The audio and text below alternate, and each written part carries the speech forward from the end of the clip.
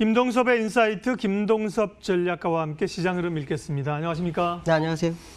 미국이 이제 금요일 날 급락, 목요일 날 급락했죠. 금요일 이제 낙폭은 줄이긴 했지만 오늘 휴장이기 때문에 이번 주 이제 오늘 밤부터 미국 증시 흐름이 어떻게 되느냐, 변동성이 줄어드느냐가 큰 관심인데요. 미국 증시부터 좀 읽어주세요. 미국이 이틀간 하락을 하고 하루는 휴장을 노동절로 휴장을 했죠. 근데 미국장은 이제 기술적으로 보면 아래꼴이 굉장히 길어지는 그런 상황인데요. 롤러코스터가 나오면서 이제 미증시에 대해서 일시적 조정이냐, 그러니까 저점 매수 구간이냐, 아니면 거품 붕괴냐, 이 두 가지 이슈가 나오는 것 같습니다. 이번 상승에 아주 중요했던 이슈가 사실 뉴스가 하나 있었죠.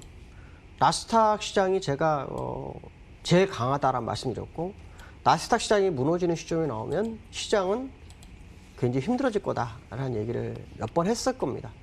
근데 나스닥 시장을 이끌어간 사람이 있죠. 소프트뱅크의 손정이 약 9조 정도를 샀다고 합니다. 근데 이게 9조 금액이 크진 않는데 현물 매수하고 그 다음에 또 하나는 이 옵션을 매수 옵션을 5조로 샀어요. 근데 이게 실제로 금액으로 따져보면 액면 분할하고 막 해가지고 500억 달러 정도 된다고 합니다. 그러니까 엄청나게 시장을 이끌어간 거죠. 근데 여기서 우리가 중요하게 생각해야 될 것은 시장에는 매수와 매도 주체가 있는데 상대방 패가 드러나면 시장은 어떻게 될까요? 매도 패가 드러났다 그러면 문제가 되는데 매수 패가 드러났죠. 그러면 이제 시장 올라갈 수 있는 상황이 굉장히 어려워진 거 아니냐 이런 해석을 할 수 있죠. 과거에 이런 경우가 있었어요. 혹시 기억하는지는 모르시는데 그 존 펄슨이라고 들어보셨는지 모르겠습니다. 존 펄슨이 금을 싹쓸이 했었어요. 그때 어떤 일이 벌어졌냐면 금값이 고공행진하다가 안 갑니다. 계속 빠지죠. 그가 털고 나니까 올라가기 시작했어요. 제가 이 말씀 드리냐면 지금 시장을 이끌었던 누군가가 드러난 거는 시장에는 악재가 아니냐. 패가 다 보였는데 주가가 올라갈 수 있을까요?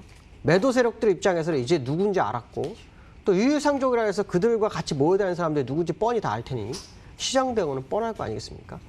그렇다면 지금 상황에서는 저점 매수를 대응하는 게 옳으냐라고 물어본다면 저는 아니다. 오히려 지금은 물량 축소 국면이 맞을 거다라는 생각을 말씀드리고 싶습니다. 그래서 정말 매도 관점에서 이때까지는 리스크 관리인데 저는 이제는 매도 관점입니다. 왜냐하면 포커에서도 상대방 패가 다 보이면 대응하기 쉬워요. 지금 상황이 딱 그 상황일 거다. 결국 시장을 보이지 않는 손이 시장에 드러났다는 것은 굉장히 중요한 이슈로 작용할 거다라는 생각을 한번 해봐야 되지 않을까라고 보여지고 있고요. 자, 기술적으로 보면은 다우 차트는 제가 이렇게 가위치기 쳐놨던데 맹꼭지를 치고 내려와서 음봉이 나와서 기술적으로는 21선까지 종가에 끝나서 굉장히 이뻐 보이잖아요. 그렇지만 이거는 시장에서 무슨 얘기를 하냐면 저 아랫꼬리는 실업률이 8.4%로 떨어졌기 때문에 오른 거야. 그건 거짓말입니다. 왜냐하면 8.4%는 정확하게 우리나라 시간으로 8시에 나왔어요. 이거 하락을 낙폭을 줄인 거는 장중이었습니다. 막판에. 차트를 다 보고 있었거든요. 그러니까 이슈를 갖다 붙인 거고요. 실제로는 이제 그 소프트뱅크가 매수 옵션을 계속 매입할 거다라는 식으로 이런 루머가 돌았어요. 그래서 했는데 중요한 건 그게 아닙니다. 매수자가 드러났다라는 거, 숨어있는 고래가 드러났다는 거는 매도자 입장에서는 대응이 쉽죠. 우리나라처럼 공매도 금지가 되어 있는 상태가 아니기 때문에 시장 대응 어렵지 않습니다. 그 얘기는 무슨 말이냐면 시장이 하방 압력을 받을 수 있는 상황이 될 수 있다라는 생각을 해봐야 될 것 같고요.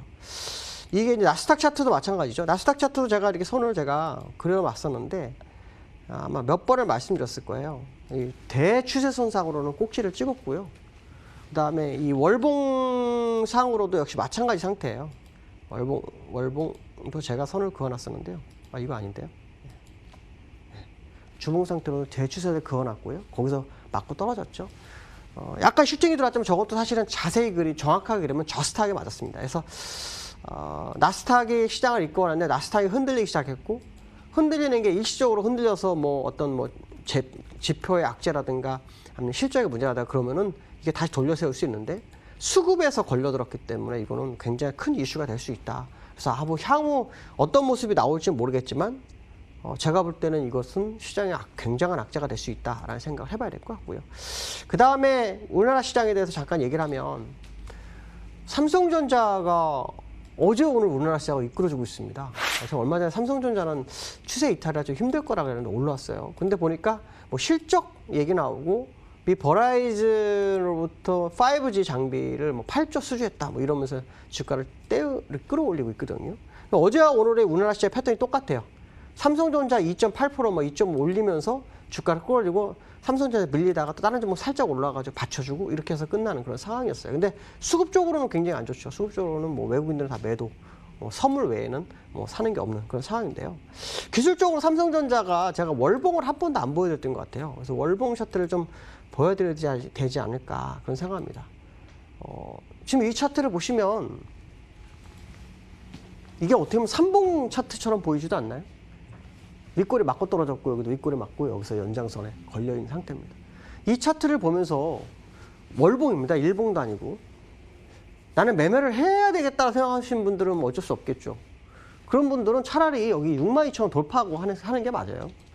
그러면은 새로운 추세로 한번 좀 만들어 볼까라는 생각을 할 수 있습니다. 근데 현재 상태로서는 돌파가 어렵죠. 이건 굉장히 어려운 자리입니다. 이거 쉽지 않은 자리입니다. 그래서 저는 그런 생각이 들었어요. 왜 갑자기 삼성전자 띄우면서 종목 지수를 받칠까? 이게 진짜일까에 대한 의문점을 굉장히 많이 갖기 시작했습니다. 그래서 삼성전자가 만약에 정말 저 월봉상으로 돌파가 완벽하게 된다면 한번 기회를 봐야겠죠. 그렇지만 돌파가 못 된다 그러면 이거는 어떻게 보면 시장에서 물량을 좀 털어내는 과정 속에서 지수 받치기가 시작된 거다라는 해석 정도밖에 할 수가 없습니다. 그래서 삼성전자가 저걸 치고 간다 하면 좋을 텐데라는 생각을 하면서도 가능성에 대한 것을 50% 미만으로 좀 보고 있어요. 현재로서는. 물론 아무도 모릅니다. 시장은. 아무도 모르지만 현재 월봉 차트상으로 보면은 세 번째 봉우리 연장선에 있기 때문에 이게 추세적 돌파 가능성을 열 수 있을까에 대한 우려감이 상당히 크다. 물론 이 이슈는 좋아요. 이슈는 상당히 좋습니다. 5G 뭐 8조 많은 어떤 수주를 하고 하는 거 좋은데 기술적으로 항상 고점이 되면 아무리 많은 재료가 나와도 못 가더라고요. 지금이 딱 그 자리가 아닐까라는 생각이 들고 있습니다. 그다음 세 번째로는 요 근래에 외국인과 개인 간의 싸움이 어마어마하다. 하루에 거래 대금이 약 30조가 되죠. 예전에 뭐 6조, 5조 되고 막 나이는 지금 30조가 됐습니다. 그만큼 시장 유동성이 굉장히 많은 상태인데 이 상황에서 개인들이 시장을 많이 사요. 근데 저는 그 뉴스를 보면서 조금 문제가 좀 있다고 생각을 합니다. 왜 그러냐면 개인들이 사서 올렸다고 자꾸 주장을 하는데 개인들이 살 수밖에 없는 구조였어요. 왜냐면 외인하고 기관이 파는데 개인이 안 사면 누가 삽니까? 오늘 같은 경우는 달라요. 오늘 같은 경우는 개인도 팔고 외인도 팔아요. 그러니까 기관이 받는 거거든요. 어차피 셋 중에 하나는 사야 되는 상황이에요. 근데 외인하고 기관이 계속 파니까 개인이 살 수밖에 없어요. 사서 올린 게 아니라 진짜는 개인이가 사서 올렸다고 해석을 하고 있지만 그거 아닙니다. 선물에서 외국인의 매수가 굉장히 컸어요. 선물에서 외국인들이 계속 받쳐줬어요. 그러니까 금요일도 7천억을 샀고요. 어저께도 700억 사다가 선물을 막판에 300억 매도하고 끝났거든요. 근데 지금은 1,500억을 팔고 있어요. 그러니까 외인들이 지금부터 계속 저점부터 산 건 딱 하나밖에 없어요. 선물. 선물로 시장을 조절을 했거든요. 선물로 시장을 조절했는데 개미가 현물을 사니까 개미가 받쳤다라고 시장에서 이슈를 확산시키고 있어요. 그러면 이게 문제가 뭐가 되냐면 시장에 대한 착시 효과가 생깁니다. 뭐냐면 진짜 주체가 개미거 아니냐 이런 생각을 하거든요. 아닙니다. 개미는 어쩔 수 없이 받을 수밖에 없었던 거고 진짜는 선물의 방향성이 있습니다. 선물에서 지금 외인들이 1,500억을 매수하고 있는데 제가 보니까 이거는 물량을 터는 과정에서 끌어올리는 그런 과정이 아닐까 이런 생각이 굉장히 많이 듭니다. 그래서 외국인들의 선물 매수가 들어오는지를 확인해야 합니다. 그래서 요즘 선물을 외국인들 어떤 매매를 하냐면 장중에 매도를 했다가 막판에 매수로 전환해가지고 주가를 끌어올립니다. 그게 계속 반복됩니다. 거기에 개인들이 현물을 계속 받아주고 있고 거기에다 현물을 외국인하고 기관은 계속 던지는 상황이었어요. 그러니까 지금 어떻게 보면은 개인들이 사서 끌어올렸다기보다는 외인들의 선물 드리블이 완벽하게 이루어지고 있는 거다라는 해석이 더 정할 거다라고 말씀드리고 싶어요. 그래서 외국인들의 선물 방향을 굉장히 봐야 됩니다. 제가 왜 그 말씀을 드리냐면 외국인들은 선물 오늘은 매도하고 있지만 이따가 어떻게 될지 몰라요. 근데 계속 매수를 하면서 옵션으로는요. 풋에서 완전히 올풋이에요. 요 세 개 행사가를 제외하고는 완벽하게 올풋이에요. 이게 지금 3개월째 이러고 있습니다. 1월 달에도 그랬고 2월 달에도 그랬고 3월 달에 그러면 3월 달에 코로나로 작살났거든요. 시장이. 똑같은 패턴이 그때와 지금 똑같이 나오고 있어요. 올풋을 사고 있으면 한 두세 개 행사가 남겨놓고 그러면 이번 만기가 아니더라도 이거는 분명히 충격이 옵니다. 그러니까 이거는 제가 볼 때 선물에서 문제가 생길 수 있기 때문에 개인들이 현물을 사는 게 중요한 게 아니라 외국인의 선물이 어떤 동향을 갖는지에 더 관심을 갖는 게 맞을 거다. 결국 외인들의 선물이 개인의 현물을 대응해 주는 정도. 그러니까 현물을 사는 것처럼 보여서 외국인이 시장을 끌어올리는데 개인이 끌어올리는 것처럼 보이는 그런 양상이 나타나고 있다는 해석을 꼭 해봐야 될 것 같고요. 기술적 분석상으로 보시면은 지난번 우리나라는 꼭지를 쳤다고 좀 봅니다. 그래서 만약에 되돌린다면 쌍봉 가능성인데 글쎄요. 뭐 어떻게 될지는 아무도 모르겠습니다. 그러나 분명한 것은 일단 고점을 찍고 내려온 거 아니냐라는 해석을 하시면 접근하는 게 맞을 것 같다라고 말씀드릴 수 있을 것 같습니다. 여기까지 하겠습니다. 감사합니다. 네, 김동섭 전략가님의 시장 상황 들었고요. 코스피는 2,400 밑속에 있습니다. 오늘 2,400 줄다리기 하고요. 삼성전자가 선두에 있으면서 3% 오르고 있죠. 삼성전자, 하이닉스도 오르는데 하이닉스는 오름폭이 역시나 삼성전자보다는 조금 뒤처지고요. 특이한 건 오늘은 이제 개인들은 조금 매도로 잡힙니다. 기관들의 매수세가 잡히는 상황입니다. 시장 공감대는 오늘 여기까지 하겠습니다. 오늘도 성공 투자하십시오. 고맙습니다.